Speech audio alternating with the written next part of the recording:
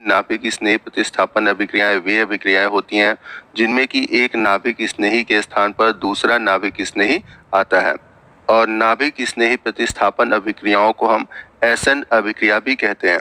एसन का मतलब हुआ न्यूक्लियोफाइल सब्स्टिट्यूशन रिएक्शन। अब यदि हम बात करें नाभिक स्नेही प्रतिस्थापन अभिक्रियाओं के प्रकार की, तो ये अभिक्रियाएं दो प्रकार की होती हैं, SN1 और SN2। तो आइए सबसे पहले हम बात करते हैं SN1 अभिक्रिया की। तो यदि हम बात करें SN1 अभिक्रिया की, तो इसे हिंदी में एकाणुक नाभिक स्नेह प्रतिस्थापन अभिक्रिया और इंग्लिश में यूनिमॉलिक्यूलर न्यूक्लियोफाइल सब्स्टिट्यूशन रिएक्शन कहते हैं। तो SN1 अभिक्रिया के लिए पहले ये कंडीशन मैं आपको बता दूं कि इनमें ध्रुवीय प्रोटिक विलायक जैसे जल, अल्कोहल, अम्ल आदि का प्रयोग किया जाता है। यानी कि SN1 अभिक्रिया को कंप्लीट करने के लिए हमें ऐसे विलायकों का प्रयोग करना होता है जो कि प्रोटॉन यानी कि H+ आयन देते हैं। तो आइए SN1 अभिक्रिया के लिए एग्जाम्पल देखते हैं। तो इस अभिक्रिया के लिए हम तृतीयक ब्यूटिल हैलाइड लेते हैं और इसकी अभिक्रिया हम कराते हैं जलीय KOH के साथ। अब यहाँ पर आपके दिमाग में चल रहा होगा कि इस अभिक्रिया में हमने प्राथमिक और द्वितीयक हैलाइड क्यों नहीं लिया, हमने क्यों तृतीयक हैलाइड को ही लिया। तो इसका रीजन मैं आगे आपको वीडियो में बताऊंगा। तो आइए हम एग्जाम्पल को रिएक्शन के थ्रू समझते हैं। तो यहाँ पर एग्जाम्पल के रूप में हमने टर्सरी ब्यूटिल ब्रोमाइड तथा हाइड्रोक्सिल आयन लिया, यानी कि हाइड्रोक्सिल आयन हम KOH या फिर NaOH कोई भी ले सकते हैं जिसमें कि OH समूह हो।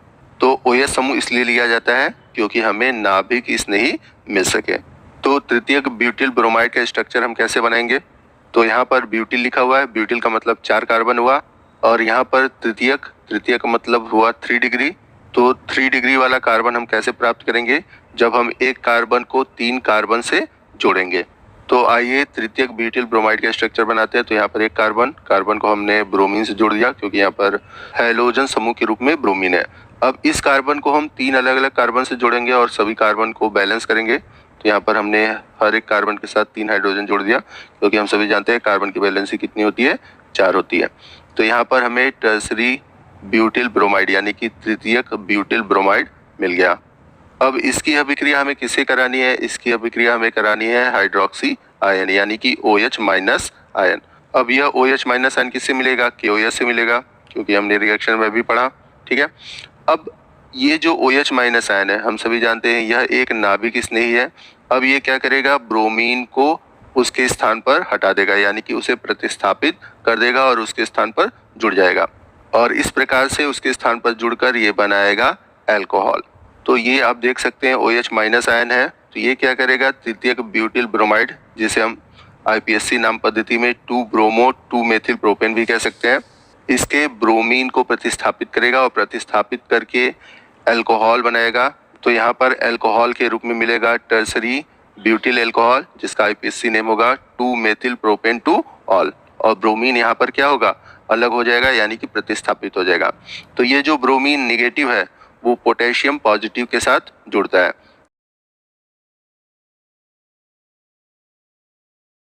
अब यदि हम बात करें इस अभिक्रिया की, तो यह अभिक्रिया 2 स्टेप में होती है। तो आइए हम इस अभिक्रिया की क्रियाविधि को देखते हैं। तो इस अभिक्रिया की जो क्रियाविधि होती है, जैसे कि मैं बताया कि ये 2 स्टेप में होती है। तो पहले स्टेप में क्या होता है, जो प्रोटिक विलायक है, इन प्रोटिक विलायक की उपस्थिति के कारण टर्सरी ब्यूटिल ब्रोमाइड से ही जो ब्रोमीन है वो अलग हो जाता है। या फिर हम ऐसे भी कह सकते हैं कि फर्स्ट स्टेप में क्या होता है कि जो न्यूक्लियोफाइल है यानी कि जो नाभिक स्नेही है उसके अटैक करने से पहले प्रोटिक विलायक की उपस्थिति में जो हैलोजन समूह है वो अलग हो जाता है। तो यहाँ पर आप देख सकते हैं कि यहाँ पर हैलोजन समूह यानी कि ब्रोमीन अलग हो गया है, और इसी के साथ साथ कार्ब धनायन मिलते हैं। तो यहाँ पर आप देख सकते हैं यह एक कार्ब धनायन है जिसे हम तृतीयक कार्ब धनायन कहेंगे। तो यहाँ पर आप देखेंगे कि 3 डिग्री वाला एक कार्ब धनायन बन गया। यहाँ पर आप सेंटर में देख सकते हैं यहाँ पर कार्बन है और इस कार्बन पर धन आवेश है। अब इस कार्बन पर ही धन आवेश क्यों है, क्योंकि इसी कार्बन पर ब्रोमीन जुड़ा हुआ था। तो ब्रोमीन अपना इलेक्ट्रॉन लेकर अलग हो गया तो इसलिए वो नेगेटिव हो गया, और कार्बन अपना इलेक्ट्रॉन उसको दे दिया इसलिए यहाँ पर इसके पास क्या हो गया, धन आवेश हो गया। तो ये जो कार्बन है वो 3 डिग्री कार्बन है, और यह 3 डिग्री कार्बन धन आवेशित होने के कारण इसे हम तृतीयक कार्ब धनायन कहेंगे। तो फर्स्ट स्टेप में आपने देखा कि जो तृतीयक ब्यूटिल ब्रोमाइड है वह प्रोटिक विलायक यानी कि H+ आयन की उपस्थिति के कारण तृतीयक कार्ब धन आयन में टूट गया और उसके साथ साथ हैलोजन समूह भी अलग हो गया। आइए देखते हैं दूसरे स्टेप में क्या होता है। दूसरे स्टेप में जो न्यूक्लियोफाइल है, न्यूक्लियोफाइल के रूप में हमने क्या लिया है, हाइड्रोक्सिल समूह लिया है। तो यह न्यूक्लियोफाइल क्या करता है, जो तृतीयक कार्ब धन आयन है उस पर अटैक करता है और उस पर अटैक करके उसके साथ जुड़ जाता है। तो ये जो स्टेप होता है वह अनुत्क्रमणीय होता है और बहुत तेजी से उत्पाद के रूप में अल्कोहल बनता है। और यहाँ पर कौन सा अल्कोहल बनता है, टर्सरी ब्यूटिल अल्कोहल। तो यहाँ पर हमने देखा कि यह जो SN1 अभिक्रिया है यह 2 स्टेप में हुई। पहले चरण में क्या हुआ कि कार्ब धन आयन बना और दूसरे चरण में इस कार्ब धन आयन के धनावेशित कार्बन पर नाभिक स्नेही अटैक किया और उससे जुड़ गया और जुड़कर अंतिम उत्पाद के रूप में अल्कोहल बनाया।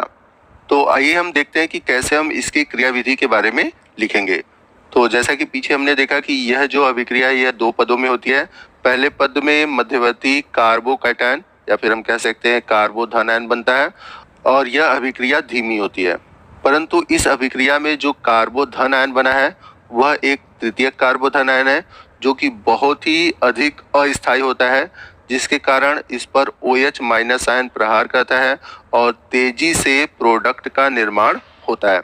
ध्रुवी विलायक यानी कि प्रोटिक विलायक की उपस्थिति में यह क्रिया तेजी से होती है और SN1 अभिक्रिया का वेग कार्बो धन आयन या फिर हम कह सकते हैं कार्बोकैटायन के स्थायित्व पर निर्भर करता है। तो जैसा कि पीछे मैंने आपको बताया था कि इस अभिक्रिया में हम तृतीयक एल्किल हैलाइड क्यों यूज करते हैं, तो मैं आपको इसका रीजन बता दूं कि जो तृतीयक एल्किल हैलाइड होते हैं, जैसे हमने एग्जाम्पल के रूप में लिया था तृतीयक ब्यूटिल ब्रोमाइड, आप चाहे तो क्लोराइड आयोडाइड कुछ भी ले सकते हैं, ठीक है।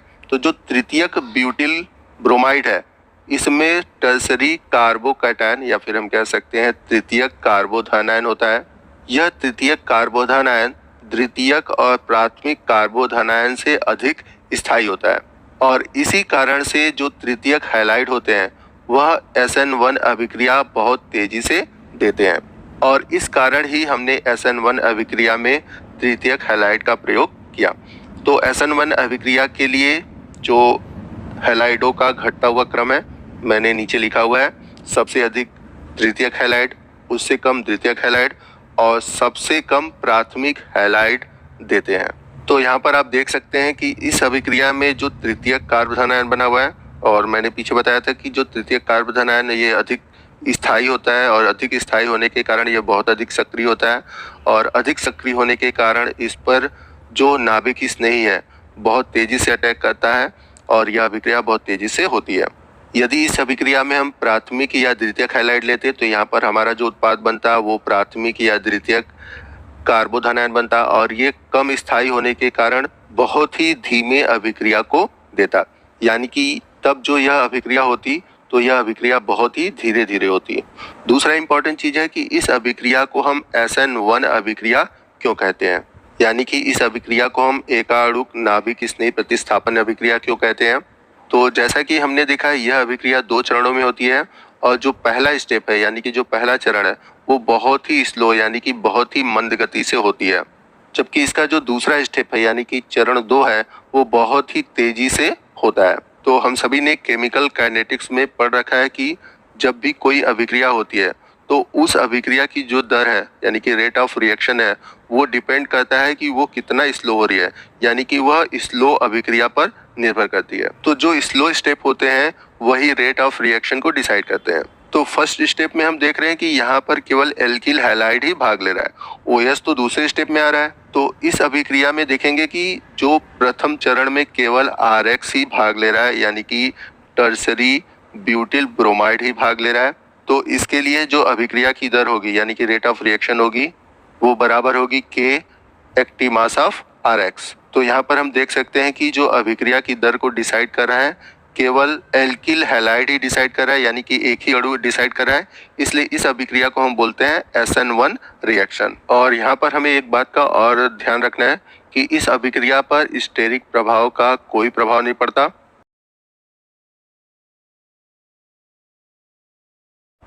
तो यदि हम बात करें SN1 अभिक्रिया के गुणों की तो टर्सरी हैलाइड सबसे अधिक सक्रिय होते हैं, उसके बाद होता है सेकेंडरी हैलाइड और सबसे कम होता है प्राइमरी हैलाइड। इसका कारण क्या है? इसका कारण यह है कि टर्सरी हैलाइड से बनते हैं टर्सरी कार्ब कैटायन यानी कि तृतीयक कार्बोधनायन बनते हैं, जो कि बहुत अधिक स्थायी होने के कारण सक्रिय होते हैं। दूसरा गुण है कि जो कार्बोकैटायन है यह sp2 संकरित होने के कारण स्टेरिक प्रभाव यानी कि स्टेरिक इफेक्ट नहीं देता। तीसरा पॉइंट यह है कि जो रेट ऑफ रिएक्शन है वो मंद पथ पर निर्भर करता है और हमने देखा कि मंद पथ में केवल एल्किल हैलाइड ही भाग ले रहे थे।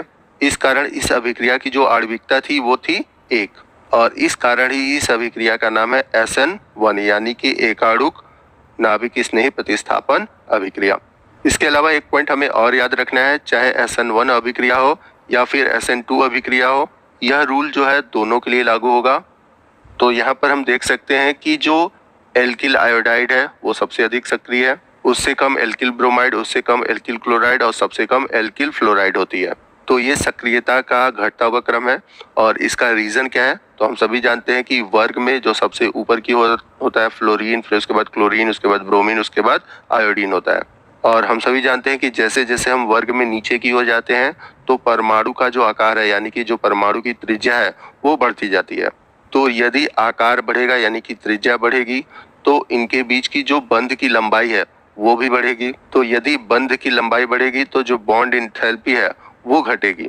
बॉन्ड इंथैल्पी का क्या मतलब है? बॉन्ड इंथैल्पी का मतलब है बंध को तोड़ने के लिए जो हमें ऊर्जा की आवश्यकता पड़ती है उसी को हम बोलते हैं बंध इंथैल्पी या फिर बॉन्ड इंथैल्पी। तो यहाँ पर एल्किल आयोडाइड में बॉन्ड को तोड़ना आसान होता है। क्यों होता है? क्योंकि इनकी परमाणु त्रिज्या बड़ी होने के कारण इनके बीच आकर्षण कम है, तो आसानी से आयोडीन क्या होता है? टूटकर अलग हो जाएगा। तो यहाँ पर जो आयोडीन है आसानी से मुक्त हो जाता है, अलग हो जाता है। तो याद रखिएगा ये जो रूल है SN1 SN2 यह दोनों अभिक्रियाओं में काम करेगा। तो चाहे SN1 अभिक्रिया हो चाहे SN2 अभिक्रिया हो, दोनों अभिक्रियाओं में एल्किल आयोडाइड सबसे रिएक्टिव होगा। तो सबसे अधिक रिएक्टिव होने का कारण यह है क्योंकि यह आसानी से एल्किल के साथ अलग हो जाता है। और यहाँ पर हमें एक चीज और याद रखनी कि ये जो ऊपर की ओर हमने सक्रियता के लिए लिया हुआ है टर्सरी हैलाइड, सेकेंडरी हैलाइड और प्राइमरी हैलाइड, तो ये जो रूल है ये SN1 के लिए लागू होगा, ठीक है। यानी कि जो SN1 है वो टर्सरी हैलाइड के साथ बहुत तेजी से अभिक्रिया देंगे, जबकि यदि हम बात करें SN2 अभिक्रिया की तो SN2 अभिक्रिया में जो प्राइमरी हैलाइड होते हैं वो अधिक अभिक्रियाशील होते हैं। आइए एक पॉइंट को और डिस्कस करते हैं, इंपॉर्टेंट पॉइंट है क्योंकि जब हम SN1 SN2 अभिक्रिया में अंतर पढ़ेंगे तो वहां पर ये पॉइंट आएगा। तो यहाँ पर इस पॉइंट को भी समझना जरूरी है। तो जब भी SN1 अभिक्रिया में कोई भी ऑप्टिकली एक्टिव सबस्ट्रेट इन्वॉल्व होता है तो उस अभिक्रिया में रेसमाइजेशन होता है। तो सबसे पहले मैं आपको बताता हूँ कि रेसमाइजेशन होता क्या है।